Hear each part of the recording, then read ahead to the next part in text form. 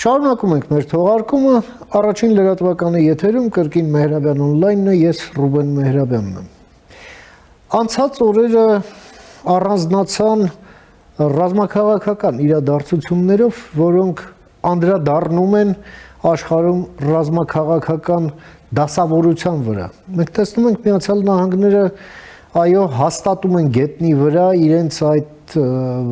այսպես ասենք ռազմաքաղաքական փիլիսոփայությունը, հա, հասնելու խաղաղության ուժի միջոցով։ Զուգահեռաբար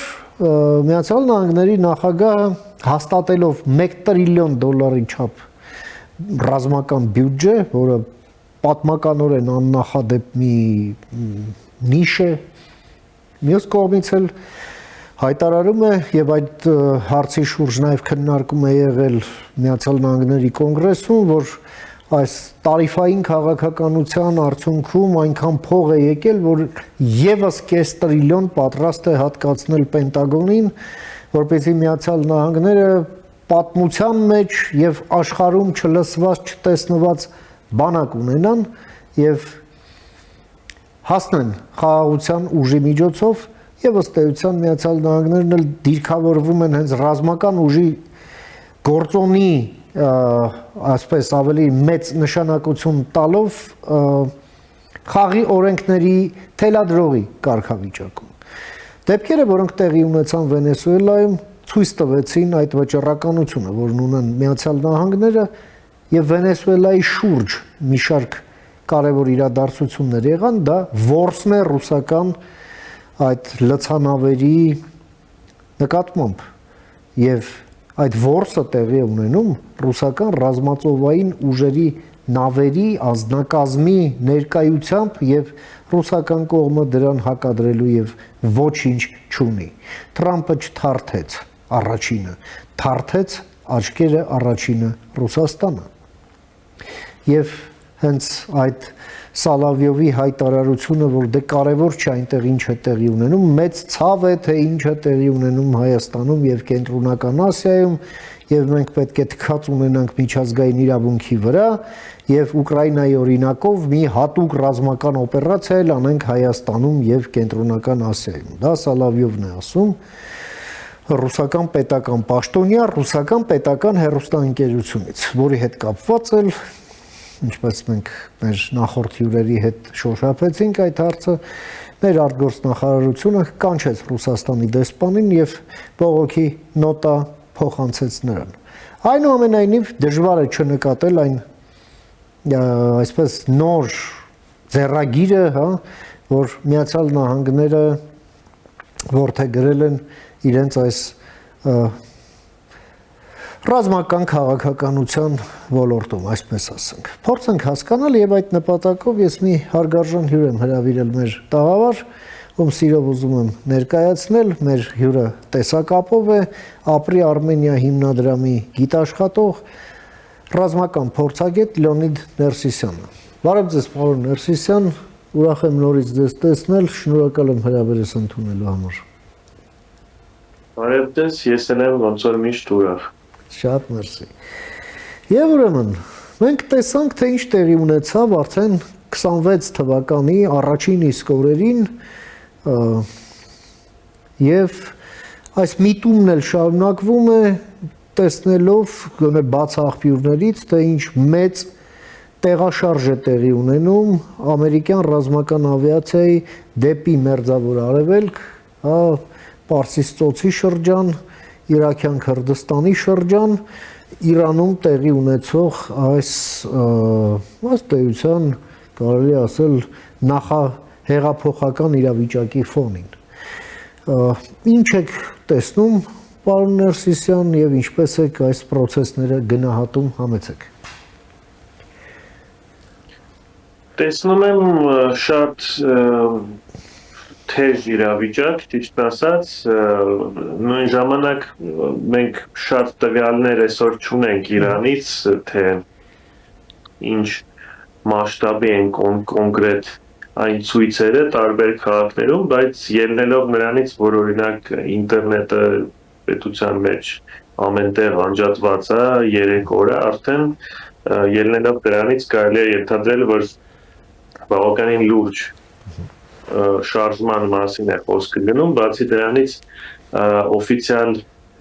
հերկատվությունով 100-ից ավել տարբեր ուժայիններ են զոհվել այս նույն ժամանակ այս մի քանի օրվա մեջ, որը եւ բացի դրանից տարբեր աղբյուրներից ելնելով կարելի ասել, որ հարյուրավոր նաեւ զոհեր կան քաղաքացիական տկանների մեջ, դրանից ելնելով մենք այսօր Թրամփը ինքը ասաց, որ արդեն Իրանը շատ մոտ է այն գծին, որտեղ ես ինչ-որ երևի ռազմական գործողություն պետք է սկսեմ։ Կարելի է ասել, որ մենք այսօր երևի մեկ քայլում ենք գտնվում ինչ-որ ամերիկյան հարվածներից Իրանի տարածքին, թե ինչ ձևի է դա լինելու, ինչ խնդիրներ ուզեն լուծեն, դժվար է ասել այս պահին, կարող է նմանատիպ լինի նրան ինչ որ Իսրայելն էր անում վերջի անգամ, օրինակ ինչ որ պաշտոնյաներին թիրախավորեն Իրանում։ Հիմա այս պահին նաև տեղեկատվություն կա, որ ինչ որ կարող է հանդիպումներ լինեն ամերիկացիների եւ իրանցիների մեջ, ինչ որ բանակցություններ, դա էլ հետաքրքիր է կլինի թե ոչ եւ արդյոք այս ճնշման տակ Իրանը ինչ որ պատրաստ կլինի ինչ որ բան բանակցել, լուրջ ինչ որ քայլեր անել։ Պարոն Ներսիսյան, մենք տեսնում ենք, որ Միացյալ Նահանգները, որ նախագահն ասում էր, մենք 8 պատերազմ ենք դադարեցրել գործարքի միջոցով, չէ, եւ պատրաստ ենք դրան գնալ նաեւ այսպես խաղաղություն ուժի միջոցով, այս փիլիսոփայությունը բնորոշ է ընդհանրապես հանրապետական կուսակցությանը, որը թե նախագահ է, որի նախագահն է հաղթել ուրեմն 24 թվականի ընտրություններին եւ որը մեծամասնություն է թե սենատում, թե ներկայացուցիչների պալատում, բայց այսպես ասենք, մենք տեսնում ենք, որ այդ ռազմական ուժը, այդ որ խաղաղություն ուժի միջոցով դա որպես գործոն էր օգտագործվում, բայց այնպես չէր ընկալվում, խոսքը ասենք դրա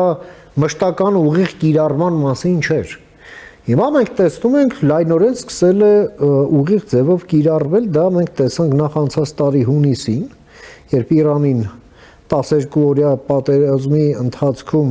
ուղղակի այդ վճռորոշ հարվածները հասցվեցին, հա, այդ միջուկային կենտրոններին, այդ գերծանր ռումբերը, մենք տեսնում ենք այն օպերացիան, որ իրականացվեց Վենեսուելայում, մենք տեսնում ենք որոշակի շարժեր Կուբայի շուրջ, Նիկարագուայի մասին էլ խոսակցությունները քիչ չեն, առնվազն ամերիկյան մամուլում եւ փորձագիտական շրջանակներում եւ ահա Իրանի հետ կապված եւս խոսակցությունը կա, մենք տեսնում ենք շատ հստակ նախապատրաստական աշխատանքներ այս ուղղությամբ, խոստումներ եւ նույնիսկ սպառնալիքներ, հա, որ կամ դուք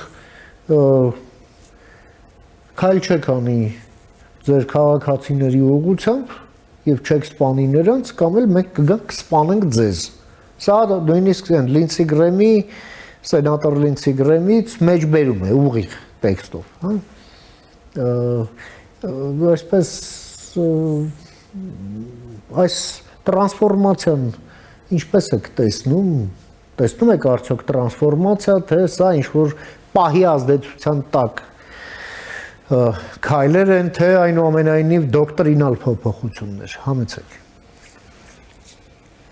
Այստեղ մի հատ շատ կարևոր տեղեկատվություն կա, որ Թրամփի օրոք շատ ավելի ակտիվ են բանակը օգտագործում, օդուժը հատկապես, ավելի շատ հարվածներ են տարբեր թիրախներին հասցվել իրես մեկ տարվա մեջ, քան օրինակ Բայդենի օրոք մի տարվա մեջ ԱՄՆ-ն ակտիվություն էր ցույց տալիս, համել կա նաև այդ տարբեր թմրանյութերի տեղափոխող նավերին հարվածները, բայց էլի կարևոր է նշել, որ բանակը ավելի ակտիվ է, քան դեմոկրատների ժամանակ, եւ ինչը եթե խոսքը գնում է խաղաղության ուժի միջոցով, դա ինձ թվում է բոլոր նրանք, ով բանակ են որոշում օգտագործել, չեն սիրում, չէ՞ ասել, որ կռի պատերազմը պատերազմի համար է։ Ինչ որ բոլորն էլ խաղաղության համար են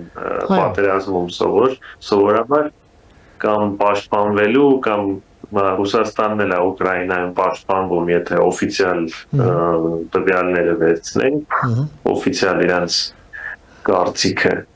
Ստեղ դրա համար խոսքերը չեն այդքան կարևոր, պետք է նայել թե շարունակական ուրա երկիրը գնալու եւ արդյոք օրինակ Իրանի դեպքում իսկականից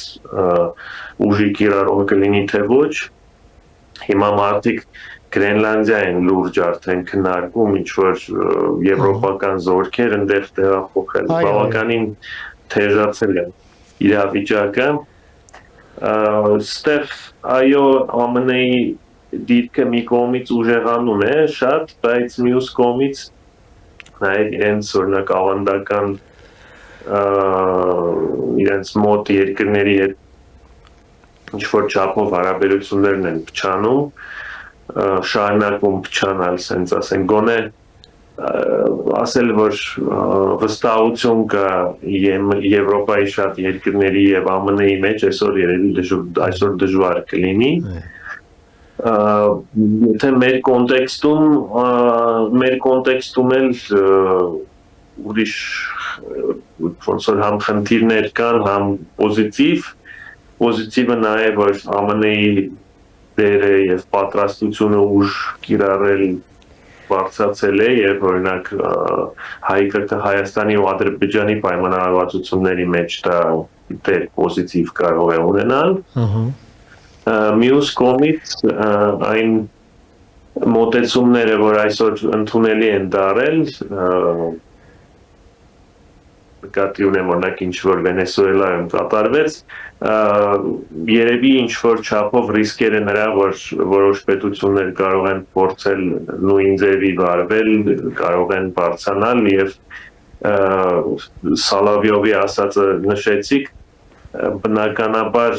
ես մի քիչ հավատք չունեմ, որ իրենք կարող են դա անել, դա ուրիշ մի հարց է, կարող է ուզենան, բայց անելու հետ կապված ստեղ ավելի խնդիրներ կլինեն, կարծում եմ, որ բայց ուշադրությունը պետք է մի քիչ ավելի լուրջ լինի այդ տիպի միջամտությունների դեպի։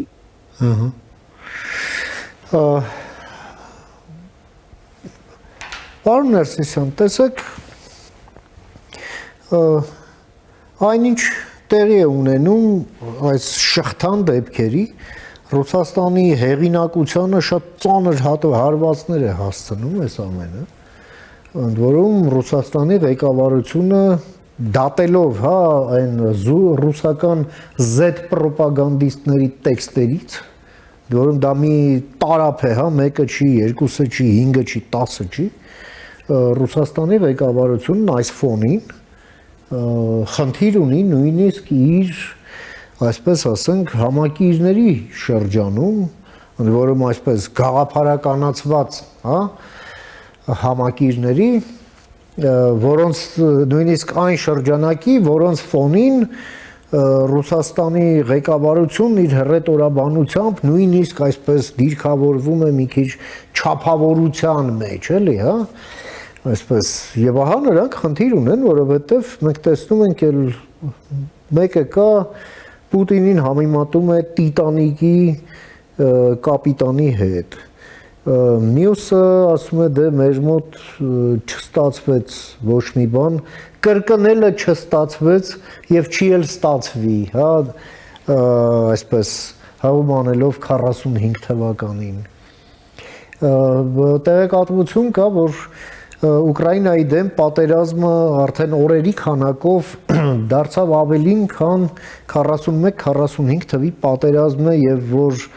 Պուտինի վարչակազմը արգելել է նման զուգահեռներ տանել եւ նույնիսկ սպառնացել, որով նման զուգահեռներ կշոշափի պետական ֆինանսավորումից կկտրեն, համարելով այդ նարատիվը խիստ տոքսիկ Ռուսաստանի համար եւ այլն։ Այս ամենի տակից Ռուսաստանը ոնց է դուրս գալու եւ ինչպես է դա անդրադառնալու մանավանդ երբ որ Սալավյովի էս դատարկ զազրելի էս հայտարարությունից հետո Երևանն էլ որ պաշտոնապես է արդեն արձագանքում դեսպանին կանչելով բողոքի նոտայով միայն պաշտոնական Ռուսաստանի այսպես դիրքերի վրա մեր տարածաշրջանում որոնք առանց այն էլ խիստ պրոբլեմատիկ են դարձել համեցեք Ստեղ ընդամենը մի բան է պետք սկզբից ասել, խոսալը շատ հեշտ է եւ ինձ թվում է մի քիչ Ռուսաստանում այդ խոսալը մեկ-մեկ ոչ թե մեկ-մեկ շատ հաճախ աշխատանքի տեղը եւ ռեալ ինչ-որ որոշումներ եւ անալիզի տեղը մենակ խոսակցություն է լինում եւ Վենեսուելայի հետ կապված դա հենց խոսակցություն է եղել որ կպաշտպանենք մեր ինչ որ դաշնակիցն է բայց եկեք լուրջ մի քիչ լուրջ որ մտածենք Ռուսաստանը ռեսուրս մինչև Ուկրաինայի պատերազմել չի ունեցել Վենեսուելային պաշտպանելու ոնց կարելի է առանց լուրջ նավատորմ ունենալու խոսել ասենք Հիմա դժվարանում եմ ասեմ, քանի 1000 կիլոմետր է Վենեսուելան Ռուսաստանից գտնվում 10,000-ից ավել հաստատ հիմա այդ ուժը պրոյեկցիա ինչ-որ ձևի անելու համար պետք է նավատորմ ունենալ ինչ-որ շատ լուրջ ռեսուրսներ ԱՄՆ-ի նման նավատորմ պետք է ունենալ եւ նույնն էլ վերաբերվում է Չինաստանին այս բaragայում, բայց Չինաստանը գոնե այո հարավային Ամերիկայում աշխատում է, բայց իրենք չեն զբաղվում այդքան շատ այդ պրոպագանդայով ոչ adekvat, որը իրենց ռեսուրսներին չի համապատասխանում։ Հիմա օրինակ բոլորը ասում են Ռուսաստանը պարտվեց, բայց Վենեսուելայում լուրջ չինական օրինակ նաև ներկայություն կար տնտեսական եւ 60 միլիարդ բայց քանի որ Չինաստանը այդքան շատ չի գորգորացել, որ իրենք պաշտպանելու են Վենեսուելան, իրանցից ոչ մեկ էլ չի էլ խոսում հիմա այդքան շատ գոնե չեն խոսում եւ այդքան մեծ հայտարարություն որպես չի նայվում։ Նույնն էլ ամեն ինչի մասին ճիշտ ասած, այդ նույնն է ինչ որ այն խոսակցությունները, որ Կիև Զատրիդնյա, որ ասում էին, մոտավորապես նույն պատմությունն է։ Հիմա այն պատմությունն էլ, որ իբր նավ էին ուղարկել տանկերը փրկելու ես ճիշտ ասած զարմանում եմ որ տենց հայտարարություն են արել ու փորձել են նավ ուղարկել այդ տանկերը փրկելու որտեղ այդ նավը որտեղից որտեղ պիտի գնար կամ այդ նավը ինչ կարար աներ եթե իսկականից ամերիկական նավատորմը որոշում էր ընդունել որ այդ տանկերը պետքա վերցներ չէր կարա լավ վերջանար այդ պատմությունը ոնց որ այդ տեղեկատվությունով որ այդ նավերը ուղարկել են ավելի վատ այդ պատմությունը իրանց համար դուրս եկավ։ Ստեղ մենակ դրա մասին կարելի է խոսել, որ շատ պետություններում իրանց կարողությունների մասին եւ թշնամու կամ կարևոր չի թշնամու կամ ուրիշ պետությունների կարողությունների մասին նորմալ անալիզ չեն անում եւ մենակ ինչ որ տենց մեծ խոսակցություններով են զբաղվում։ Եվ ինչն է հետաքրքիր, մեկ շատ հաճախ որ այդ խոսակցությունները 100 անգամ կրկնում են, ես ինչքան հասկանում եմ որոշում ընդունողներն են ժամանակի հետ սկսում դրան հավատալ արդեն։ Այսինքն ինքնախաբեության մի տենց սեանս էլի, այսպես ասենք, հա։ Մոտավորապես հիմա հա վերջի ասենք 10 տարին ոչ մեկ Վենեսուելայում չէր որոշել այս գործողությունը աներ, կարելի էր խոսել, հիմա որ արեցին, էլ չի ստացվում։ Պետք է հիմա էլ հակառակն է, ասում են, որ Վենեսուելան պետք չէ, հիմա մի ամիս առաջ ասում էին, որ շատ կարևոր երկիր է Վենեսուելան։ Եվ ամփոփելով, պարոն Ներսիսյան, վաղը ամսի 13-ն է, երբ ըստ տեղեկատվության ամերիկյան մամուլի Թրամփի սեղանին կդրվեն Իրանի դեպքերին Միացյալ Նահանգների արձագանքման տարբերակները։ Ինչի մասին է խոսքը չի մանրամասնվում եւ այդքանն է տեղեկատվությունը դե մոտավորապես ուղղակի կարելի է պատկերացնել թե ինչի մասին կարող է խոսքը գնալ ձեր կարծիքով որ այսպես պայմանական տարբերակը կգերակշռի հաշվի առնելով այն ծավալները, հա, որ բաց աղբյուրներից մենք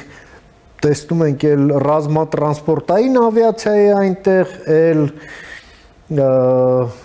լիցքավորող ինքնաթիռների այսպես նշանակալի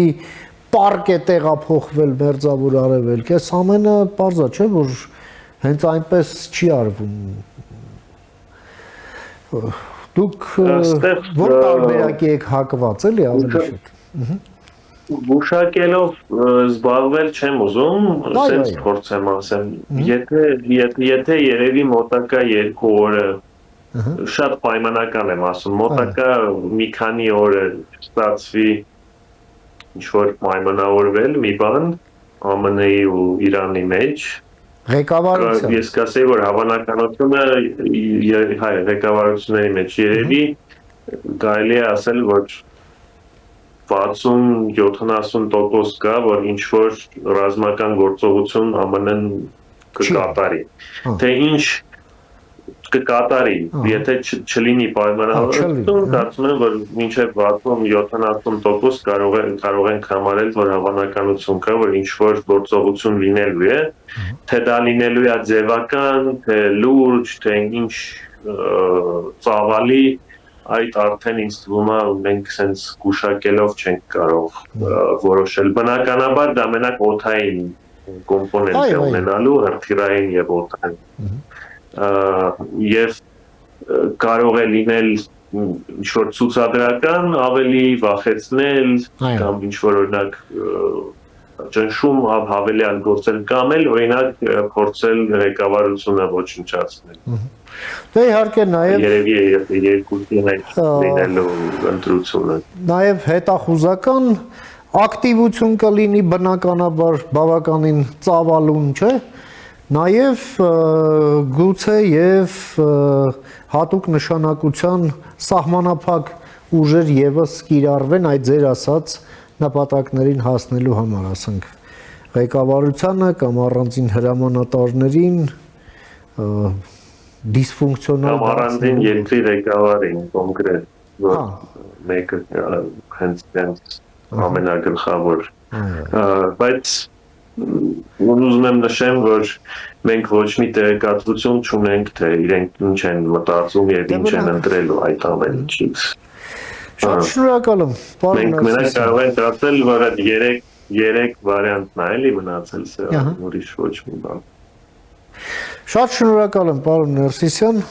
ձեր այս կարևոր դիտարկումները եւ եզրակացությունները մեր